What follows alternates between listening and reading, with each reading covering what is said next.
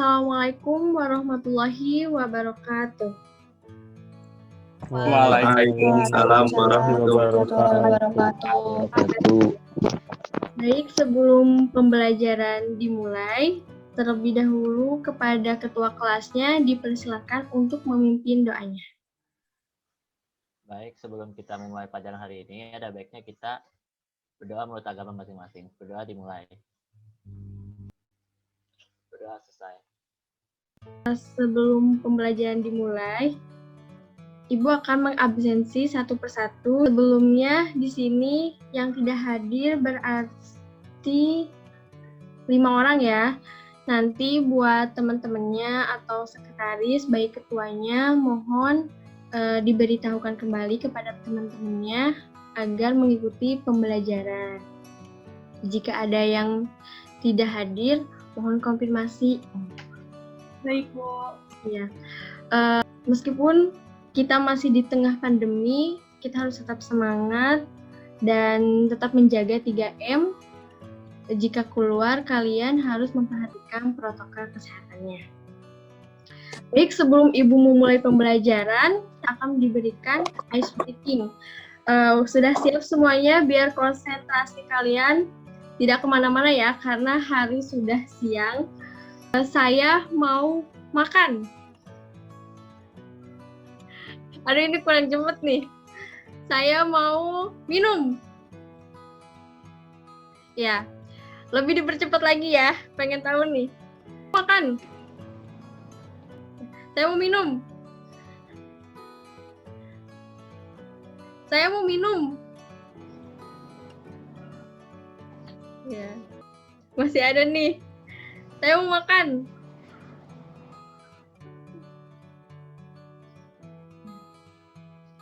Ya, terima kasih buat semuanya. Nah, Ibu ada pertanyaan nih buat kalian mengenai pembelajaran hari ini. Di kelas ini siapa yang pernah mengalami penyakit mah? Ayo, silahkan. Saya.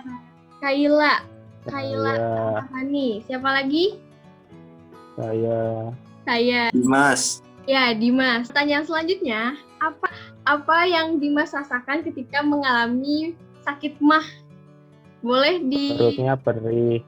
Iya, perih. Kemudian? Sakit. Udah gitu kok. Kalau dari Kania sendiri, bagaimana Kania? Mual.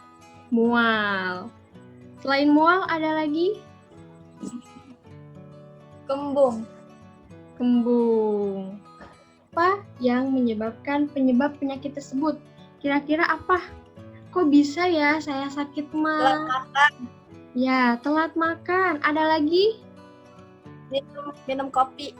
Asam lambungnya naik. Ya, asam lambungnya naik. Ayo, ada lagi selain itu? Minum kopi, Bu. Minum kopi. Ya. Stres. Ya, stres juga bisa ya. Betul sekali. Jadi kita hal yang paling terkecil ya, jangan sampai telat makan. Coba perhatikan dari video tersebut. Beberapa bulan terakhir penyakit diare juga menghantui warga Magetan.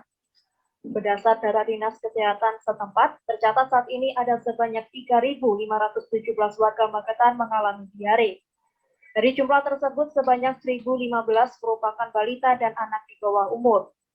Dengan masih banyaknya warga Magetan terserang diare ini, pihaknya terus melakukan upaya pencegahan. Di antaranya melakukan penyuluhan dan pengarahan, pentingnya menjaga kebersihan. Selain itu juga memberikan edaran agar perilaku hidup bersih semakin digalakkan masyarakat. Pencegahan tersebut dapat menekan jumlah penderita penyakit diare di Kabupaten Magetan. Nah, selain dari penyakit mah tersebut, ternyata diare juga pengaruhnya dari faktor apa diare? Ada yang tahu? Makanan yang kurang sehat. Iya. Kurang makan juga. Iya, bisa juga. Ada lagi? Lingkungan. Ya, lingkungan. Jadi buat anak-anakku, kalian Jika akan makan harus memilih dan memilah ya. Jangan jajan sembarangan, jangan makan sembarangan karena kita tidak tahu bahwa makanan tersebut itu higienis atau tidak, seperti itu. Jadi diusahakan harus tetap menjaga kebersihannya. Tujuan pembelajaran hari ini, setelah berdiskusi, tanya jawab, dan guru menjelaskan, peserta didik dapat menjelaskan gangguan fungsi organ yang berhubungan dengan sistem pencernaan pada manusia dengan tepat. Kemudian, menganalisis gangguan fungsi organ yang berhubungan dengan sistem pencernaan pada manusia dengan benar. Selanjutnya, menjelaskan cara menjaga kesehatan sistem pencernaan pada manusia dengan tepat. Sebelumnya, Ibu sudah memberikan tugas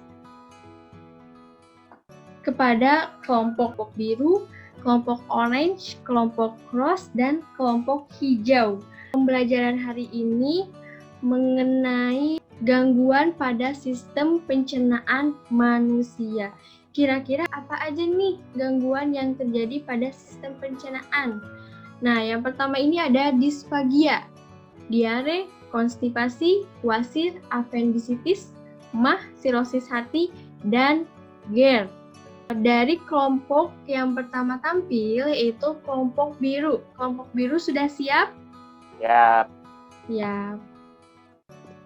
Silahkan untuk kelompok biru, siapa yang akan presentasi? akar. Silahkan. Oke. Pertama, saya akan menjelaskan apa yang dimaksud disfagia dan diare. Pertama adalah disfagia. Disfagia yaitu gangguan menelan di mana membutuhkan waktu dan usaha lebih untuk menggerakkan makanan atau cairan ke lambung. Disfagia disebabkan oleh kondisi-kondisi yang dapat merusak sistem saraf yang bertugas menelan, misalnya penyakit demensia, Parkinson, penyakit neuron motorik, dan stroke. Ada juga gangguan kinerja otot dari kerongkongan ke lambung. Gejala disfagia tersebut adalah terasa nyeri saat menelan, terasa makanan tersangkut, tersedak, dan sering mengeluarkan air liur. Lalu ada diare. Diare yaitu penyakit pada bagian usus besar, di mana infeksi kolon yang disebabkan bakteri Vibrio cholerae atau bacillus, sehingga dinding usus yang terinfeksi mengekskresi air dan elektrolit berlebihan. Biasanya atau normalnya, usus besar menyerap cairan dari makanan dan meninggalkan fases setengah padat. Tetapi saat diare, penyerapan air terganggu dan menyebabkan tinja encer atau bahkan cair. Diare disebabkan oleh infeksi virus, parasit, keracunan makanan, atau kondisi traveler yaitu terpapar patogen saat berwisata. Dari kelompok lain ada yang ingin menanggapi? Boleh dipersilahkan dari kelompok lain, dari penyakit diare sama disfagia. Tidak ada atau cukup? Nah, benar apa yang di kelompok 1 katakan, disfagia ini merupakan penyakit yang gangguan menelan. Nah, ketika kalian menelan itu terasa tenggorokan atau dada tersedak ketika makan gitu. Jadi sulit untuk menelan. Kemudian diare. Nah, diare ini infeksinya oleh bakteri. Bakterinya bakteri apa? Bakteri Bacillus dan Vibrio. Nah, kira-kira penyebabnya apa? Penyebab diare ini yang pertama dari keracunan makanan, parasit, atau infeksi virus dan infeksi bakteri, yaitu bakteri Bacillus. Silakan untuk kelompok 2. Perwakilannya siapa? Kira-kira ini menurut kelompok 2 gambar penyakit apa ya? Penyakit konstipasi, Bu. Ya, konstipasi. Konstipasi. Ya, boleh silakan kelompok 2. Penyakit konstipasi yaitu keadaan sulit buang air besar karena fases terlalu keras. Penyakit ini bisa dipicu oleh berbagai faktor yang meliputi pola makan yang buruk, misalnya kurang mengonsumsi serat atau kurang minum, kurang aktif bergerak, termasuk juga jarang olahraga. Penyakit wasir. Penyakit wasir atau hemoroid merupakan kondisi pembuluh darah di sekitar anus melebar karena mengalami peningkatan tekanan lokal atau pembuluh darah. Penyakit ini menyebabkan rasa sakit gatal, biasanya disebabkan karena mengejan terlalu sering dan dalam waktu terlalu lama saat buang air besar.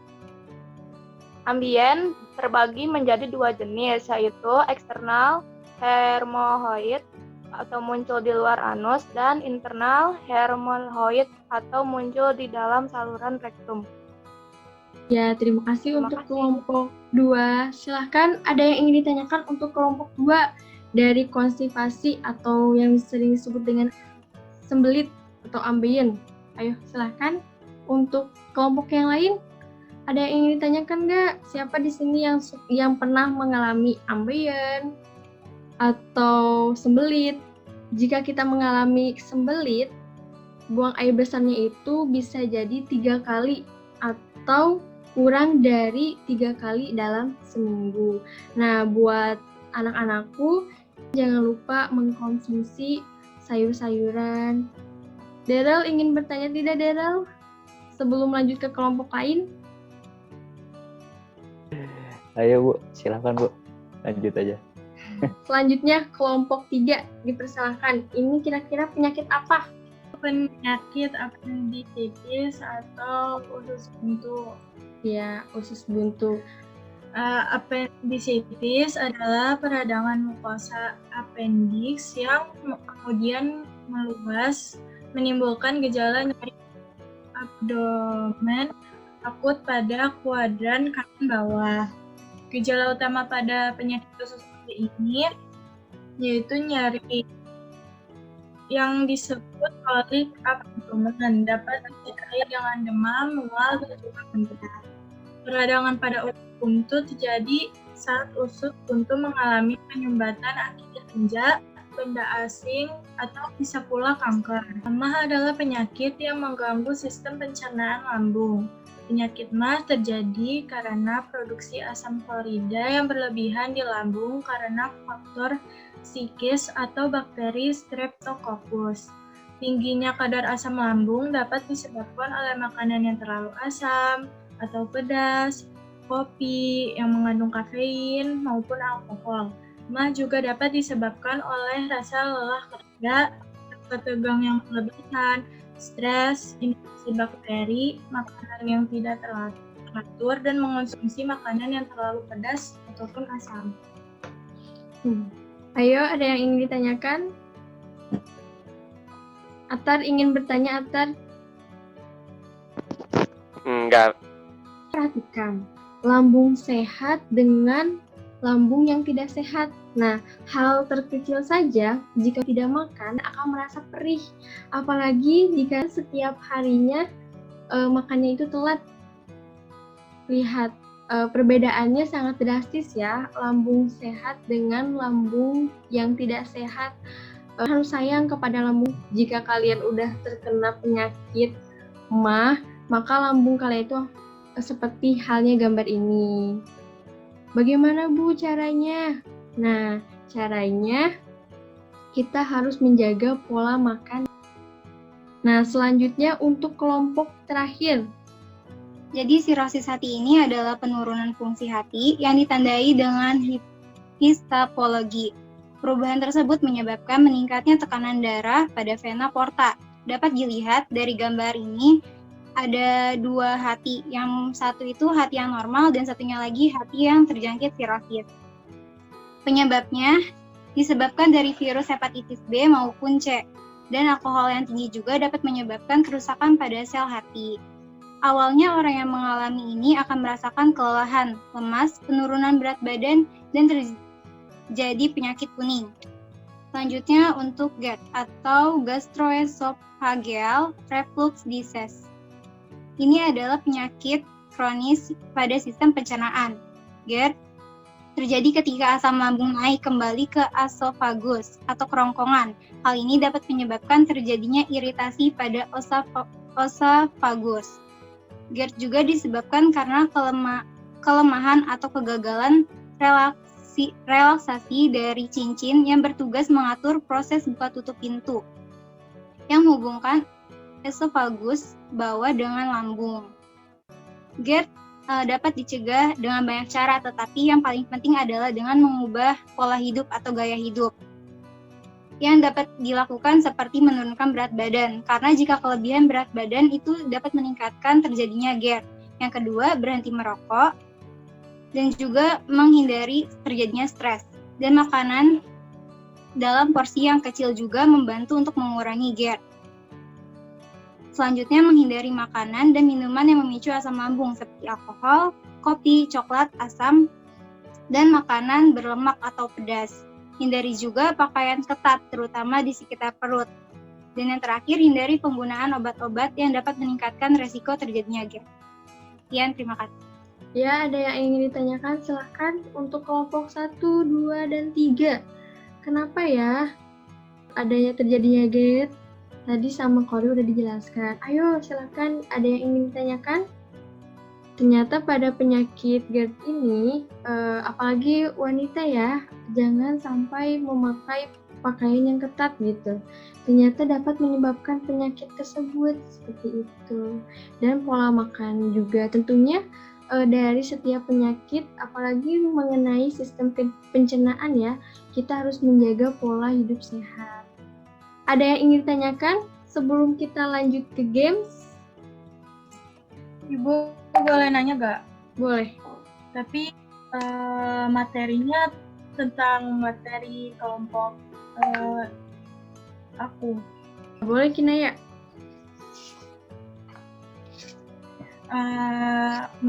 Salah satu materi aku kan ada penyakit usus buntu ya. Nah, di penyakit usus buntu ini kan terjadi karena rongga usus buntu mengalami infeksi ini ya, Bu. Nah, dalam kondisi kayak gitu, kira-kira bagaimana ya? Nah, karena ada infeksi. Nah, infeksi itu penyebab penyumbatan pada usus buntu. Penyebabnya itu apa nih? Terjadi saat usus buntu itu mengalami penyumbatan tinja. Nah, tinja itu kan harus dikeluarkan dari usus buntu. Jika tidak, maka bakteri yang ada pada usus buntu yang tidak dikeluarkan akan berkembang biak dengan cepat sehingga membuat usus buntu ini meradang, membengkak hingga bernanah.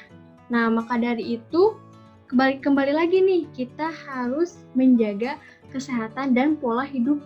Dalam usus buntu kan banyak banget gitu bakteri dari tinja yang tidak dikeluarkan. Bayangkan jika kalian tidak mengeluarkan kotoran atau feses gitu, maka apa yang akan terjadi seperti itu. Ada lagi? Baik. Sebelum kita mulai games, persiapkan kelompoknya. Jadi di sini ada beberapa warna. Warnanya ada 10 warna. Dari perwakilan kelompoknya bisa memilih warna tersebut. Ada beberapa soal dari 1 sampai 10. Silakan untuk kelompoknya memilih.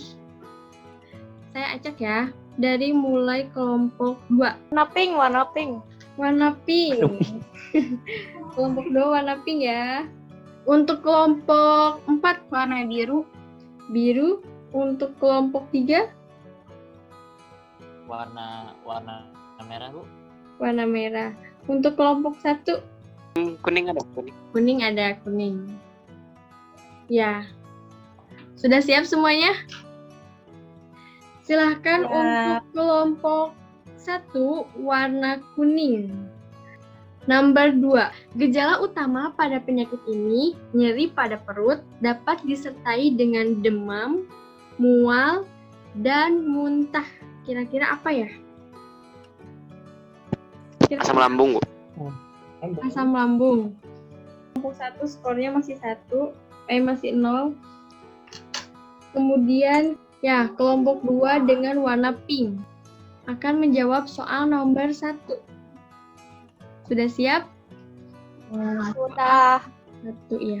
Nah, menguningnya kulit mata, lidah, gatal-gatal, dan kelelahan ekstrim. 2. Sirois hati, Sirosis sirois hati. hati. Ya, benar. Kelompok 2 mendapatkan skor 1. Selanjutnya untuk kelompok 3. Kelompok 3 warnanya merah. Pertanyaan nomor 6. GERD yang menyebabkan esofagus, terjadinya Bu. iritan. Apa? Ada esofagus. Esofagus. Ya, benar. Kelompok 3 mendapatkan skor 1. Kemudian untuk kelompok 4 warna biru. Nomor 8, kotoran. Kira-kira apa ya? Proses Feses. Benar ya? Kotoran itu nama lain dari feses. Dari poin yang menang ini adalah kelompok, saya sebutkan kembali, kelompok 1 1 poin, kelompok 2 1, kelompok 3 2, kelompok 4 1. Beri tepuk tangan kepada kelompok 4. Selamat ya untuk kelompok 3, bukan kelompok 4 tapi kelompok 3. Sebelum kita mengakhiri pembelajaran hari ini, ada yang ingin ditanyakan. Dari setiap kelompok, siapa yang akan menyimpulkan materi pada pembelajaran hari ini? Kesimpulannya, gangguan sistem pencernaan pada manusia diantaranya 1. Disfagia, yaitu gangguan menelan untuk menggerakkan makanan. 2. Diare ditandai tinja encer dan berair saat buang air besar karena infeksi kolon oleh bakteri. 3. Konstipasi, yaitu sulit buang air besar karena feses terlalu keras. 4. Wasir merupakan kondisi pembuluh darah di sekitar anus melebar. 5. Appendicitis adalah peradangan mukosa appendix. 6. MAH terjadi karena produksi asam klorida yang berlebihan di lambung. 7. Sirosis hati, kondisi hati yang abnormal. 8. GERD terjadi ketika asam lambung naik kembali ke esofagus atau kerongkongan. Ya, terima kasih Muhammad Dharma. Ada lagi yang akan menyimpulkan, yang ingin menyimpulkan pada materi hari ini? Ya, benar apa yang tadi Muhammad Dharma bilang. Kita barusan sudah mempelajari kelainan gangguan pada sistem pencernaan manusia yang terdiri dari 8. Yang pertama ini ada disfagia, MAH, konstipasi, sirosis hati, diare, GERD, wasir, dan appendicitis. Nah, cara untuk mencegahnya ini, yang pertama itu kita harus menjaga pola makan, pola hidup kita, jangan pernah merokok ya buat anak laki-laki. Istirahat, banyak minum air putih, hindari yang namanya stres. Baik, sebelum itu mengerjakan kuis mengenai gangguan sistem pencernaan pada manusia. Dipersilahkan, Ibu kasih waktu 5 menit. Setelah itu kita akan tampilkan nilai dari kuis tersebut. Dipersilahkan buat anak-anakku, karena nilainya akan ditampilkan. Jadi untuk mengetahui seberapa kalian paham tentang materi hari ini. Nilai yang paling besar dari kuis hari ini yang pertama adalah Atar Nazmi, Kinaya Alika Wijaya, dan Nasya Sabila Yasaro. Sama Kapri Andika. Sekarang kita mulai bareng-bareng ya. Jika nilainya masih rendah, maka nanti ada lanjutan yaitu remedial. Berdasarkan kejadian pada gambar di atas, terindeteksi bahwa yang muncul di dalam saluran rektum penyakit Pemberian luar.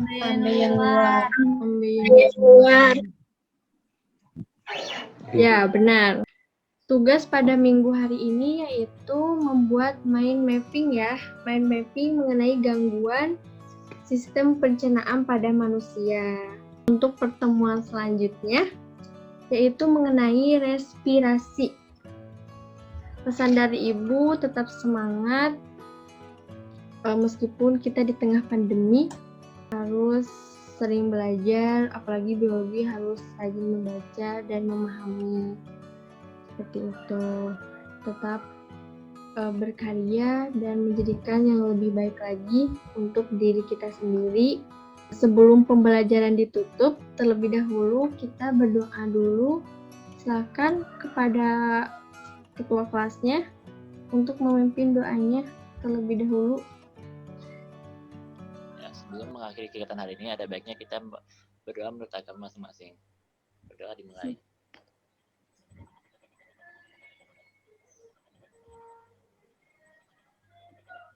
Berdoa selesai. Terima kasih banyak buat anak-anakku. Kurang lebihnya Ibu mohon maaf. Wassalamualaikum warahmatullahi wabarakatuh. Warahmatullahi wabarakatuh.